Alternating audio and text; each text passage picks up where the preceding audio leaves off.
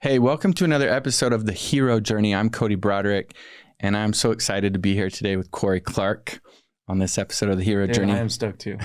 I'm grateful to have you, man. So the purpose at Hero Home, and what we do is the Hero Journey is to create heroes who transform themselves to go on and transform the world. That's intentional work.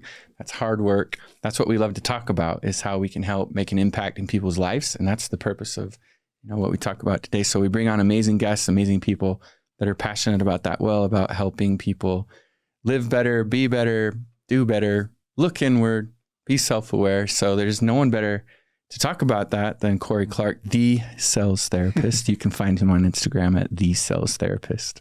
He's awesome. Little backstory. I met Cory at Door to Door Con. Yeah, 2022. 2022. Oh yeah, 22. No, 2023. Yeah. It was 2023. Oh yeah, it was. Yeah, right, 1 year ago. And here I had not launched Hero yet. Yep. And you had a booth there, and you're building your business and your presence and sharing what you do. We talked about it, and I was like, man, I love it. I'd love to have you come and share with the group. Mm-hmm. So you were so kind to come and share. When did we have him on, Reese? When were you on? 4 months ago? Yeah, something like that. Yeah. Came and shared, and man, made such an impact with the group. So thank you so much. So just a little bit of background, and please interrupt if I mess this up. So Cory has a background in door to door, actually in sales specifically, and so he can very much relate to what a lot of those guys go through. Got an undergrad and graduate degree in psychology, correct? Yep. And a specific discipline of psychology. What was it? It was a double major, psychology and then marriage and family studies. Sweet. And then my master's that's where I became a therapist, and that was technically I'm a marriage and family therapist. Oh, perfect. And that was the plan. Become a couples therapist, open up a couples practice, and then God was like, hey, bud, actually, here's this business idea if you want it. And I ran with it. Yeah. These salespeople need your help. Yeah. Yeah. Awesome. And then 3 kids? Two kids, 2 kiddos. Yeah. Yes. 4-year-old daughter and a 1-year-old boy. That's right. So, Plans to have more? Oh yeah. I mean, not like, Nice. we're gonna go crazy, but no, we want more. Yeah. Awesome. Yeah. It's actually funny on Jimmy's monthly or his game planning. What did you call it for that? At the end of the year, planning? Goal planning session. Yeah. Mm-hmm. My wife and I were there doing it together, and we did the 5-year plan. Where you write out your perfect day. Yeah. And that's when we knew we wanted more kids, but the number, we both had the same amount number wise, and for 5 years, we want 5 kids. Ooh. Which I'm like, wow, interesting. I didn't really know I wanted that until I wrote my perfect day. I'm like, I think I have 5 kids in 5 years. So we had 3 more in 5 more years. Man, so that's exciting. We'll see if it happens. Obviously, we had 3 miscarriages in between our 2. So I don't know, but it was cool to kind of have that vision with her, Yeah. and connect on that level. That's really cool. Yeah, that intentional work cool. When you're like, oh, it's like, hey, you're 5. Yeah, we both I'm had 5. 5. I'm like, oh, okay, I guess let's start working. So I love that part. yeah, that part's fun for sure. Awesome. So when did you, so tell us about the sales therapist, how that came about, kind of what you specialize in. We want everybody to know, because more people need to work with you in this field. And that's our field too. I mean, we do a heavy amount of door-to-door sales, setter closers, but also inbound leads, but working with salespeople a lot. Yeah, sales is one of the best opportunities. Sales and entrepreneurship are the 2 things that will push you in a different realm mentally and emotionally than most things just ever will. There's other things that will, like marriage will, parenting will, and you are, as you're like, oh yeah, that's true, right? And entrepreneurship for sure will, but sales also has a very unique ability to target parts of ourselves that most things just won't target as frequently, right? And sales will target it every day. Yeah. And so you're constantly being pushed on certain insecurities, beliefs, negative core beliefs, or parts of you that try to creep in and hold you back. And overcoming those is just, man, it's like the best thing ever to do with your life. That's why it's like, in order to become the hero of your own story, you gotta conquer some things that try to creep in and hold you back from being the hero of your own story. Yeah. And that's why instantly when you told me about Hero at Door to Door Con, there was instantly like passion on my end too. I don't know if you remember that, but it was just like, Totally, dude, yeah. that is brilliant. And it's such a fun thing to talk about and market. And the hero of your own story is just, it's like one of the most important works that you can do. It actually probably is the most important work you can do, because once you do that, you can do so much more. Mm-hmm. Right. And so a lot of guys feel like, oh, sales isn't for me, or they give it a shot and it doesn't work out, or they're have a lot more anxiety than they want to have, or they struggle with the rejection or whatever it may be. And a lot of it's because of, you know, it could be as simple as like working through thoughts and emotions and that type of stuff. Or there's parts of you that are coming up and you have never actually had to really work through them. In order to be successful in this job, you got to work through them. So that's what I do, is help guys perform at the level they want to by working through themselves in the way that's healthy. I love that. So, that's awesome. And when did you start it? Tell us about how it kind of came together. Yeah, I was in grad school, and I remember I was, we had my daughter at the time. No, we didn't have my daughter yet. Wife was pregnant. In grad school, working a ton to prepare for baby coming. And I remember, and financially trying to prepare, right? Because I'm in grad school, I'm pretty poor, right? Sales at this point, I was always a high performer in sales. For me, it was a means to an end to pay for school. Mm-hmm. You know, that's how I saw it. And it's obviously helped impact my life in so many ways. And I don't think I've had a business without my sales experience. But I was seeing like 20 clients a week as a therapist in grad school, and also knocking doors because I needed money. Yeah. Like doubling it up. So I was doing 50, 60 hours a week, and then school. So I was just like grinding, and it was intentional because my wife was pregnant. And I was like, hey, when baby comes, it's our first, like, I just want to be able to take some time off. Yeah. And so I was like, this is my plan to do that. And so I was really in this, like, just grinding. And I remember specifically working with a couple, and they had this big breakthrough.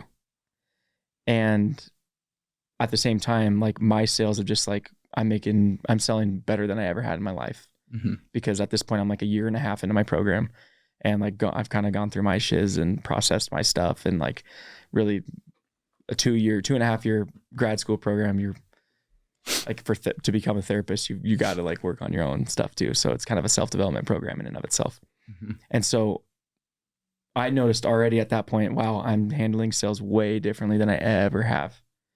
Like, this is just so different because of the way I'm working through thoughts and emotions and know myself, and I know myself better. Like, I don't internalize this as much. Like, why is this just like crushing?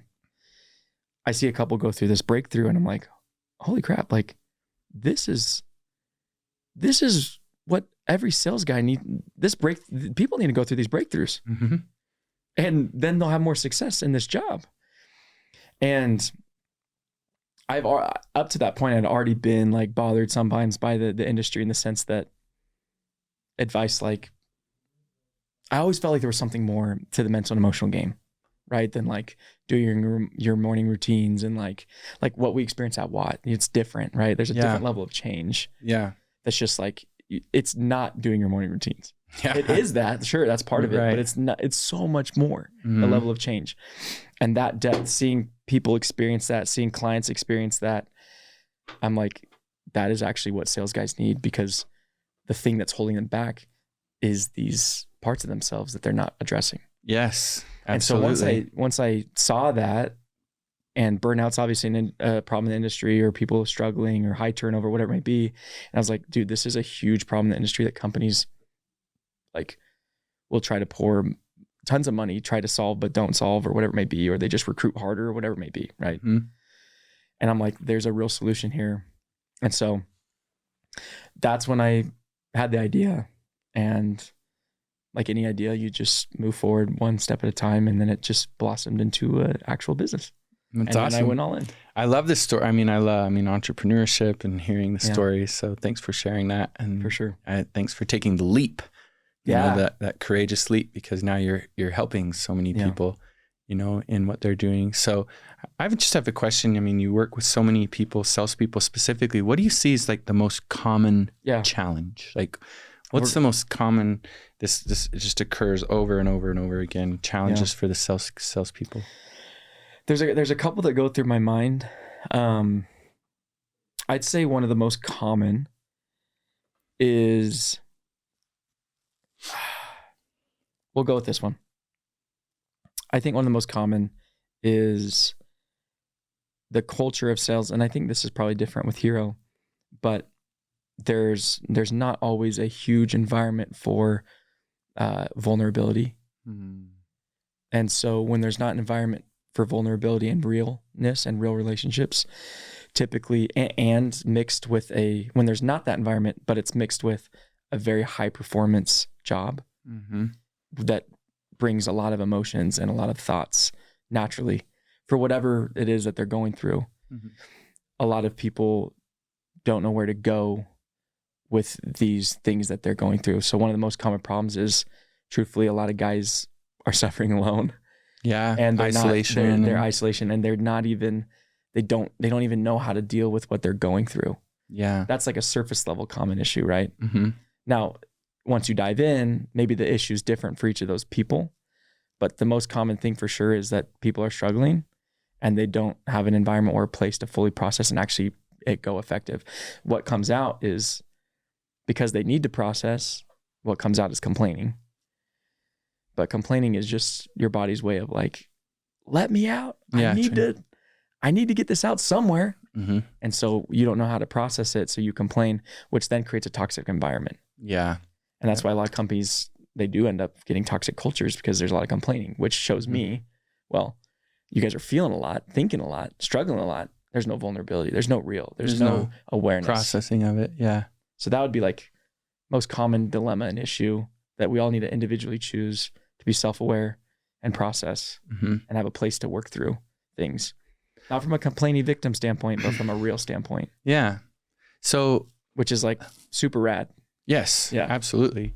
Let's say that, someone listens to this and they're in an organization where they're like, yeah, I experienced that. I feel it, but I just don't feel safe I don't have anybody to turn to or talk to. What resources or what books or like what practices do you think that you might suggest to help them? Yeah. Outside of me or another coach or therapist. Yeah. Outside of that, I'd say a great place to start. Well, my initial invitation would be, you'd probably, you think you're probably not safe, but you'd probably be surprised with how safe you actually are.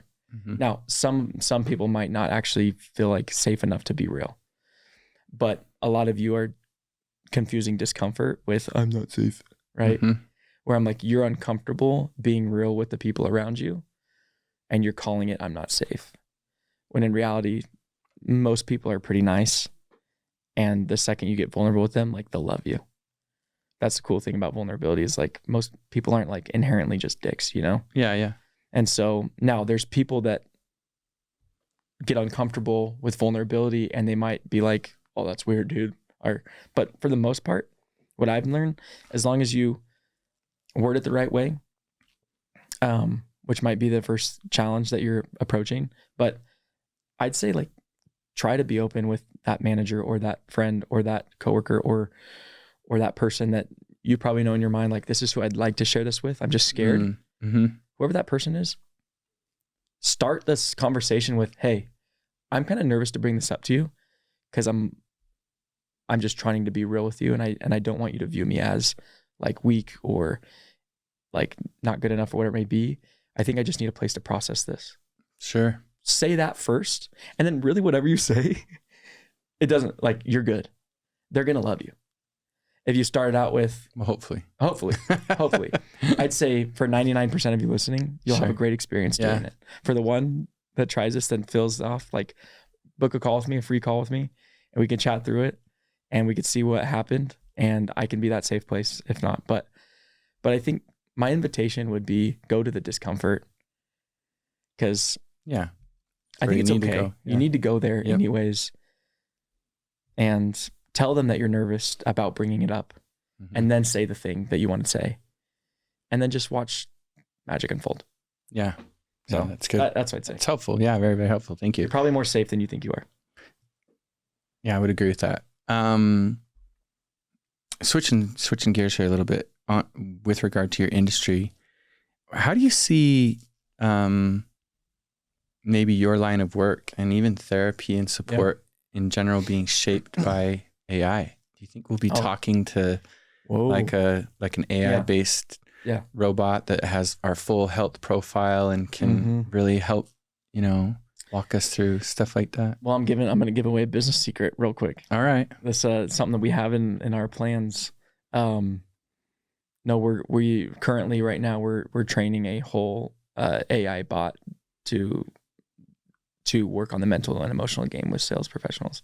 Oh, wow. So it's something we're actually training. Right now we are, and before we release it, we want it to be obviously really dialed. I let clients have access to voice messaging with me in between sessions. Yeah.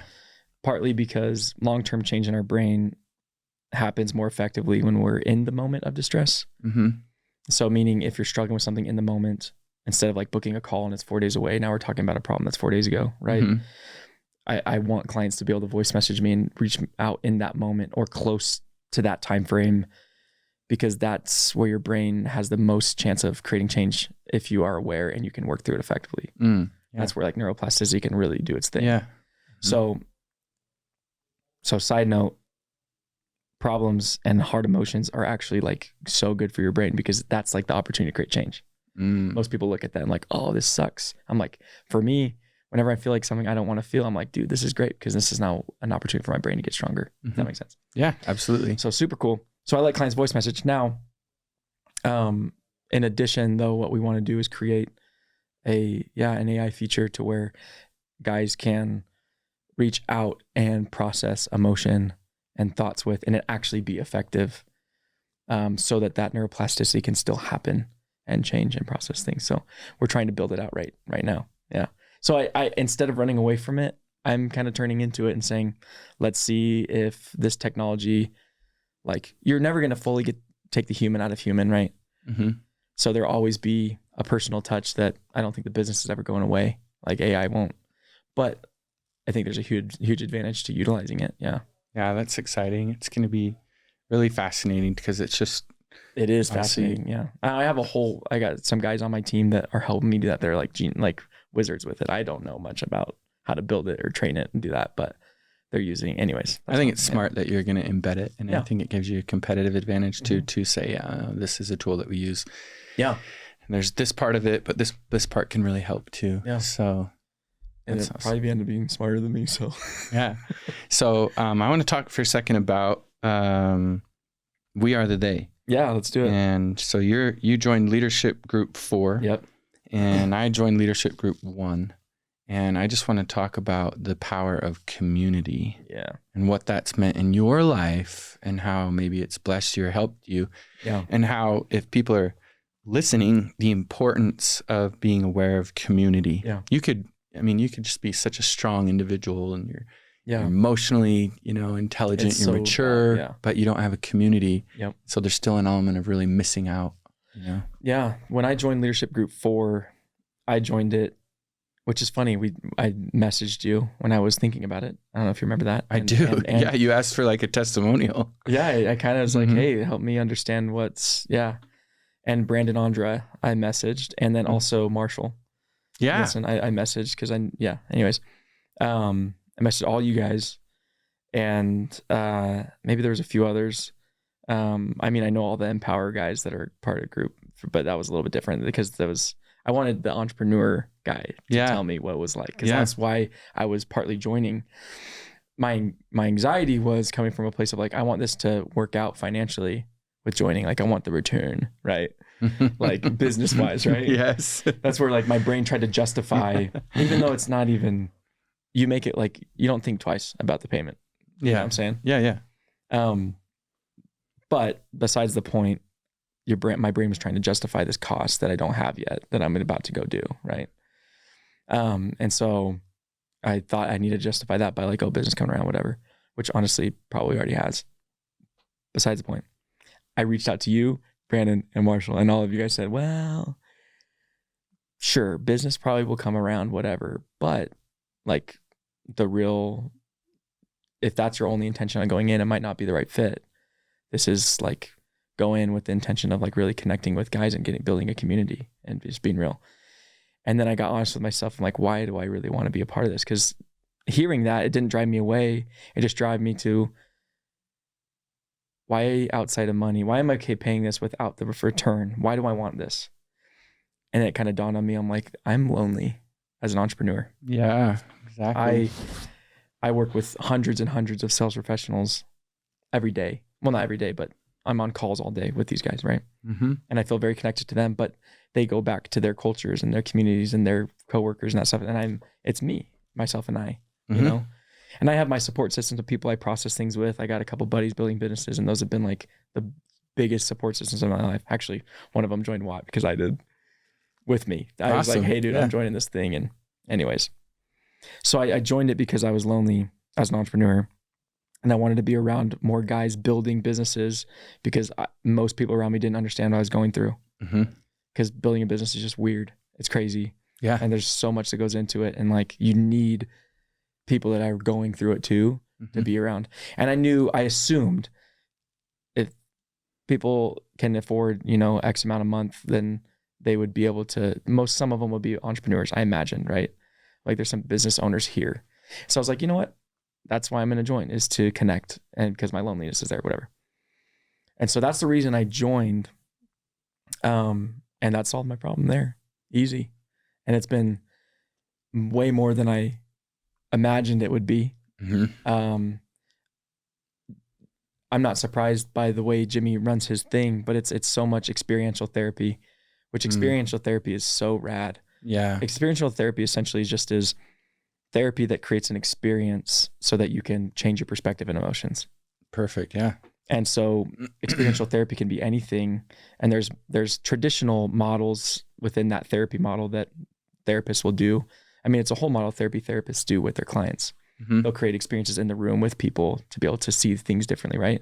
But Jimmy does experiential therapy. Yeah. With 50 guys. Yeah. And he creates these experiences that allow you to change your perspective, feel different, connect on a different level. And cry your eyes out. It's really cool. Yeah. Cry your eyes out. Yeah. Really, really cool experiences that will create an impact on you emotionally that you'll never see things similarly. Yeah. And so to answer your question about the community, it's like the pillar of mental health. And it's funny. The coaching space has opened my eyes to community more than the therapy space, even though community is like such a pillar of mental health. But I think therapists are held back by the amount of people they can help because of all the regulations they have to follow state and license wise. That's why I buy the books. Actually, with all my clients, I call it coaching because legally I can't work with clients in 50 different states. Yeah. Because you can only work with the client in the state that you reside in through your license. Yeah. And so door to door, I got clients everywhere. Yeah. And so that was the only reason initially why I opened it up to coaching, so that I could actually do my job. But then now that I'm doing it, I'm like, I can like voice messages with client. Like I can't do that as a therapist. Like, and now when I joined Jimmy's, when I joined Watt, I was also at a point where I was scaling my business. I was at this threshold of like overworking myself, right? Needing to scale, needing to bring on other people, not willing to let go of control because I'm the guy, whatever. Yeah, delegating. So at that point, right? Like I'm working way too much. Business is great, whatever. And at a point of scale, and before I joined Watt, I knew I needed to scale. I was like praying about it, got this, I'm like, okay, if I'm gonna scale, I need God on my, like, I need you to, like, God, I need you to be like on board with me doing this.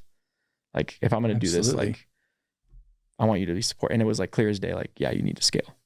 So I'm like, okay, giddy up, let's go. Join Watt. And joining Watt also opened my eyes to, it's so silly, but it's the therapy world that closed my mind to it. But it was, how do I have and this is the collective, right? I don't know if you've seen this, but this is now my community that I'm building within. Oh, love it. With all my clients. Perfect. So now all clients, when they get onboarded, they join the collective. Oh, brilliant. Right? Because and there's your community right there. I've had hundreds And it's different than the Watt, but the concept of like, dude, I have hundreds and hundreds of clients and none of them know each other. And they need to. Isn't that crazy? And then when you do, you'll create that experience for them. Yeah. It's crazy. It makes me think of what? Doug Cartwright with Alchemy. Yeah, Alchemy Sales. Yeah. Totally. Mm-hmm. And I don't know, put yourself in the right, you just keep moving forward with faith and, you know, things come and inspiration comes. And at first I was bothered by it because I'm like, I needed to be a creative idea, whatever. And I already talked with Jimmy about it all and all that stuff. I'm like, dude, I feel like I joined Watt. And then I feel like, I mean, Collective will be very different than Watt, but in terms of what our areas of change and all that type of stuff, but similar in some ways. Mm-hmm. But I was just like, I feel like joining, you know, opened my eyes to what's possible.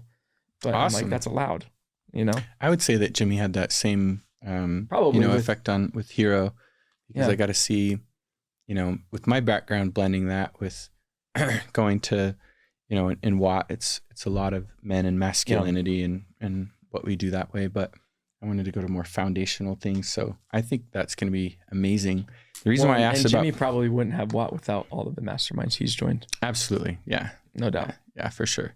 Yeah, he's learning that way. The reason why I asked about community, and I think this is something that's good for anyone, young adults, you know, middle age, even when you're a little bit older, it's so important to have community and friends. I watched this video on Instagram. Maybe you guys have seen it. And the guy running the reel was like, AI, you know, ChatGPT or some AI engine, show me children playing in the 1800s. And it drew a picture. And then he said, watch this. Show me children playing in 1910. It drew this picture. Whoa. Show me children playing in 1950, 1960, 1970. Show me children playing in the 1980s, 1990s, the clothing, the tape decks. Like, show me children playing in the 2000s. And the AI literally drew people isolated, going like this.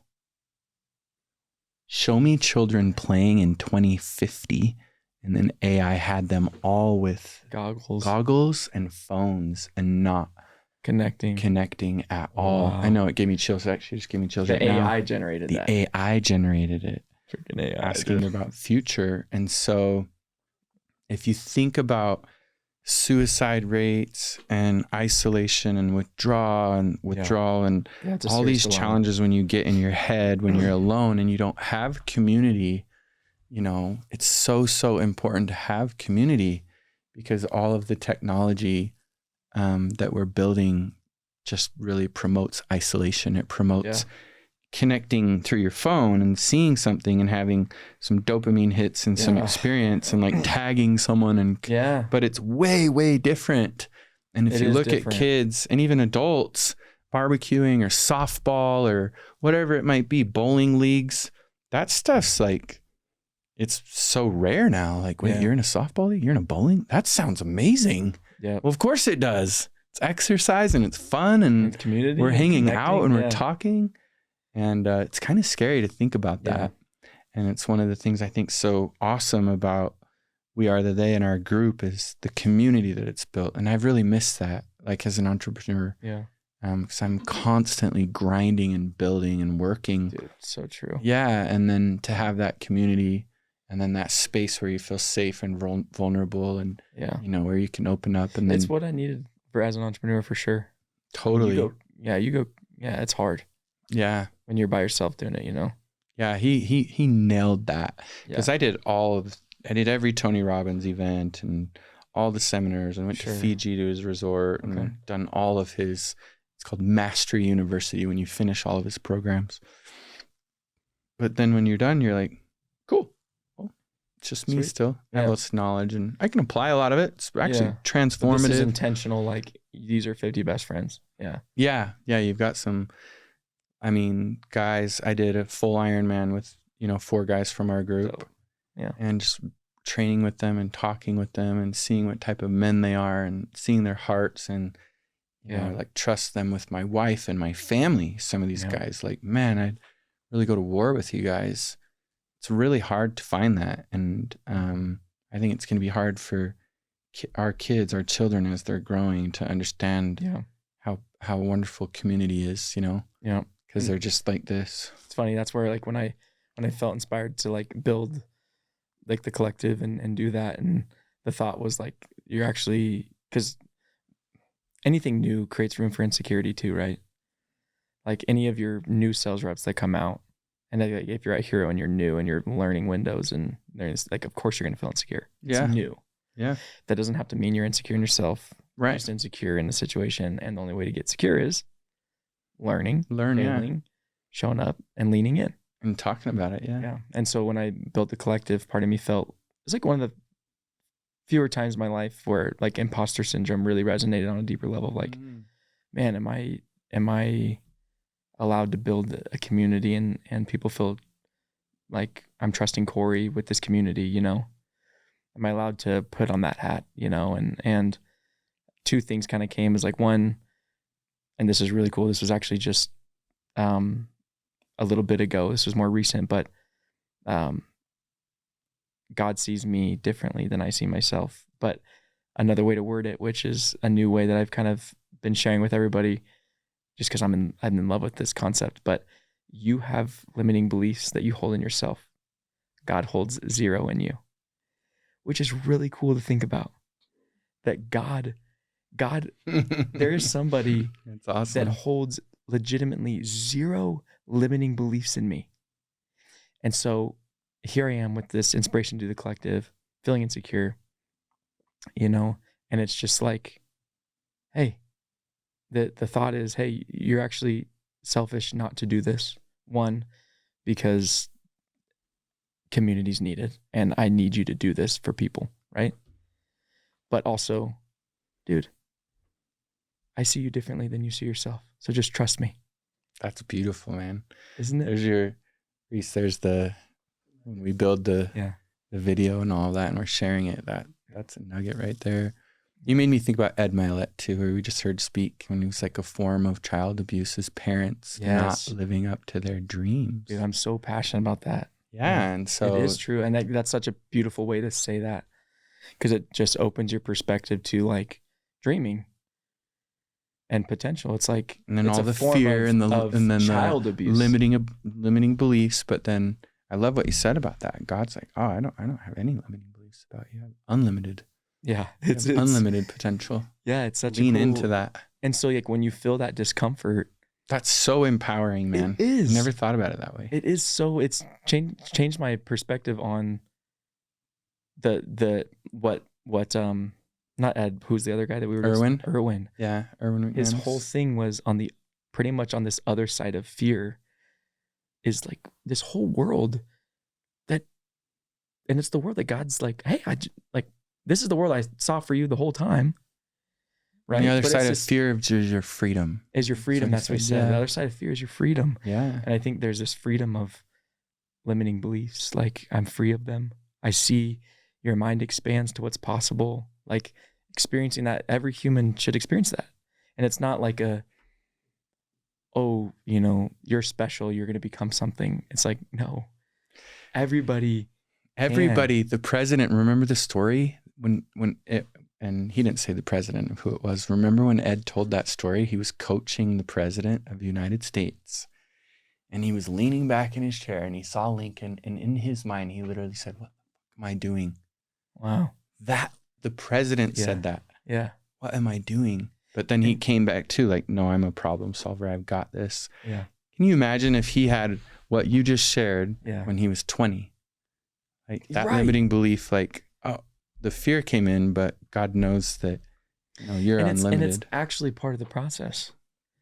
It's like God totally, it's like if he didn't want that to be a part of it, he wouldn't have created it. But that's the whole point, is to push yourself to that point and trust and lean in. That's faith, the whole point.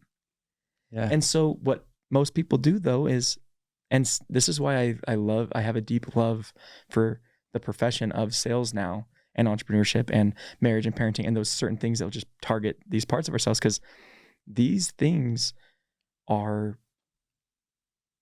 fast tracks to address to those experiences, to be faced with those things, to overcome them and expand your mind.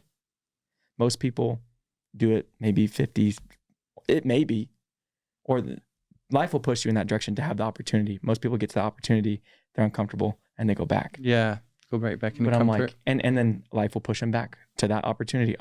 Life will never stop giving you the opportunity to address it. Mm-hmm. But I'm Yeah. like, dude, you address it, and then you go to the next ceiling, and you just break it. Like scaling Transcend. has stretched me mentally and emotionally then in a way that I was like, I didn't even know I needed to be stretched this way. Mm-hmm. But here I am embracing it, leaning into it, hiring, building a community, doing the thing, feeling a ton. And my mind is just like expanding. And I'm like, wow, I can't imagine if I would have just not scaled and settled. Mm-hmm. I'd be robbing myself. And I would have been doing Robbing your kids child too. abuse. Yeah. Yeah. And it's so cool because then for, the people in the collective, they just have a front row seat. They get to see you actually doing it. Yeah. And I love that part too, because like even at Hero, we had our first advisory board meeting today. And we have 8 people on our board. I mean, their collective net worth would probably be close to $1 billion. Yeah. I mean, they're no joke. So many exits, so much knowledge. They're geniuses, huge hearts, and they're here for the mission. But, there's this moment of me being humble and saying, I don't know what I'm doing. I don't know what I don't know. I actually don't really know anything about windows or roofing or solar or siding or all these other categories of business, I don't know much about it at all. Yeah. But I'm here and I'm going to drive the company forward. We have goals and objectives and, and a big dream, and a dream so big that everyone can fit their dream inside of it. Yeah. And so, Reese and the team, they have a front row seat to that. Yeah. To saying, hey, look, I don't know exactly how this will work. I don't know how it's going to work. But here's where we're going, and here's, how I believe that we can get there. It's and it's so cool that you're letting them a part of that, like letting yourself be seen as the leader in that. Because I felt some anxiety with that too. Like as I was building out the collective, I was thinking about, okay, how do I want to do this? And I did choose the model where like I'm bringing on like a group, like everybody will be a part of the collective, but then we'll also have like a 50-ish man group, right? So similar in that sense. Yeah, in the number. Mm-hmm. And I've had my anxieties around that, right? But as I've like enrolled people in it, and I'm currently in it, so it closes in 2 weeks, and I'm filling it right now. Awesome. And it's awesome. It's filling up. But people have asked me, so how's it going? And these are people that are joining, and I've just been real with them. I just like, well, part of me feels insecure and part of me feels super confident. I think right now I'm like, I know I need to do it, and I'm just taking it one step at a time and trusting miracles will happen. Yeah. And they almost want it, but they want to be a part of it more. That's awesome. Yeah. Because it's just like, why wouldn't I want to follow that guy? Yeah. And it's the same thing with you of just like, why wouldn't I want to be around this? This is a leader. Yeah. Leaders, if you can get good at showing yourself along the process, like people will respect you. Yeah. Yeah. Being vulnerable and humble along the way. But you crack the code of like, wait a minute. If I seek, knock, ask. If I seek, I will find. If I knock, the door will be open. If I ask, the answer will be given. Who told me to do that? Oh, maybe I should listen. Yeah. But then, through that is like, whoa. So if I actually run at my fear, head on at my fear, then I learn, and then I'm blessed, and then, I can expand more. Like, and then you start to realize kind of what Erwin said. It's like, I need to run at my fear, head on. Yeah. I need to embrace pain, even physical pain of like, hey, I'm training for something, or I'm resistance of lifting a weight, or pain of the sacrifice that you have to build and expand your business. And there's pain in, in building the collective. And then the failure side of it, knowing that I am not a failure. I will fail when I'm doing these things, but it will refine me and it will make me better. And then when you kind of crack that recipe of like, oh man, I just be fearless, run right at it. Yep. So people like Reese and, everyone at Hero, they see it And hopefully they can say, hey, Yeah. I can do anything. All I have to do is take action and be fearless. Yeah. I don't need all the answers, Yep. but I'm going to seek, knock, ask, and I'm going to run directly at my fears. Yep. And I have a cast of people around me to support me.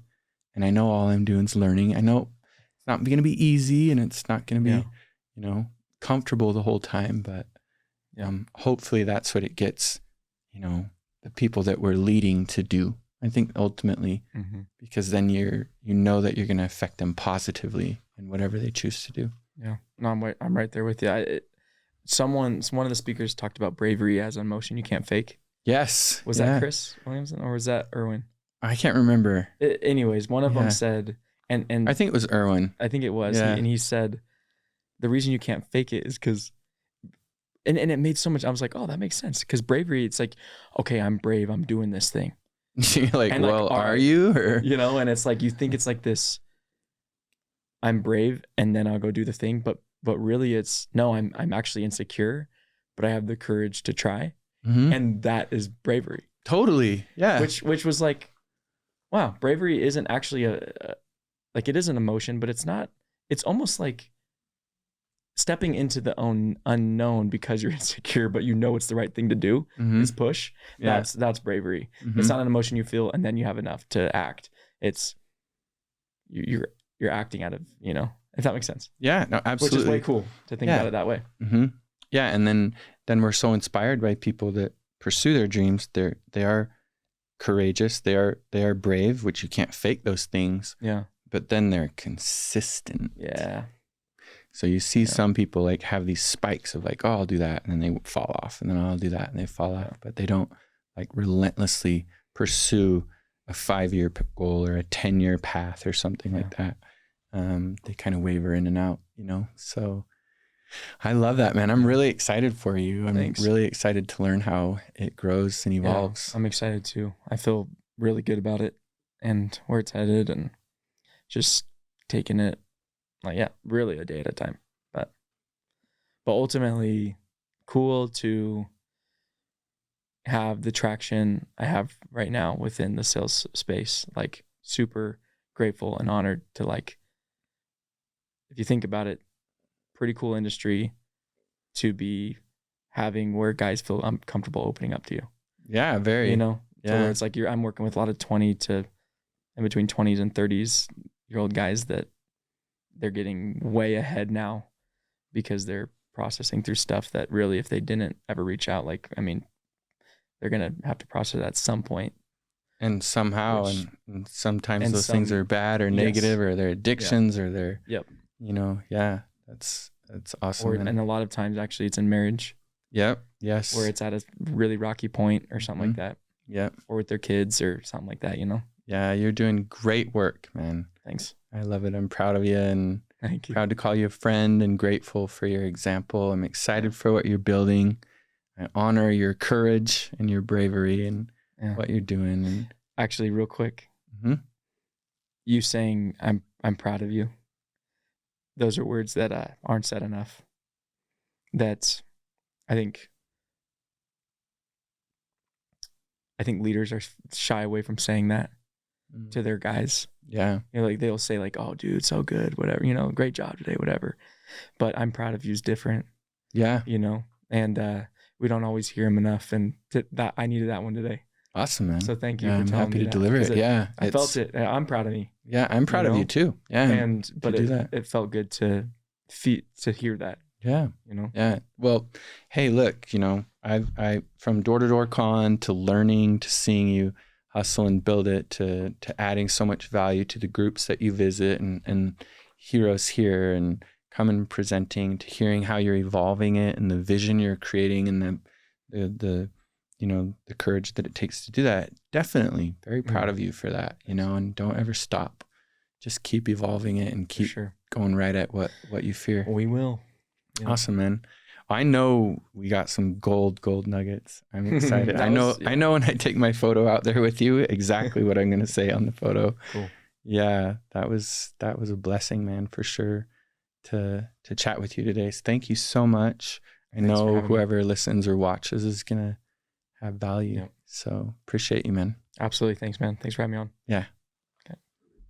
Do you want to do a quick outro? Oh, outro. We can Yeah, just my bad. stitch it. Okay, cool. Okay. Awesome. Hey, thank you so much for either listening or watching this episode of The Hero Journey. You can follow us, our socials at Hero Home or at The Hero Journey. And, we are growing across the United States. For those of you who don't know, we did start in Windows, but now we are starting to offer, we were Hero Windows. We are now Hero Home, and we offer roofing, siding, windows, doors, solar as well. And we are expanding all over the United States. Our vision is to open 50 offices. We'll be to about 10 by the end of this year. So we're expanding into Seattle, Houston, Dallas, and Austin very soon over the summer. So there's great career opportunities with us here. And there's also, we would love to help make your home beautiful on the outside and help you be beautiful on the inside. And if you're obviously in this field as well, if you're a salesperson and you'd like to connect with Cory, it's at, the Sales Therapist on Instagram. And you should definitely check that out. And I'm so excited to see the collective evolve. I always do a free call with anyone interested in working together, just because it creates a nice, safe place just to be open. Yeah. And I always give value on that call, whether we work together or not. So it's super non-pressure. Honestly, if it makes sense to work together, it will make sense. And if you want to move forward, great. If not, no pressure. But it gives an opportunity to just have a free call, which is nice. Yeah, so if that's of interest, you can find that. That's just that link's in my bio or the website. You can just thissalestherapist.org. That'll be right there too, and you can see it there. I would really, really encourage this, guys. I can tell you personally, I probably have done 6 to 7 years of therapy from when I was younger in trauma and through going through divorce and just working through all my stuff and even being an entrepreneur.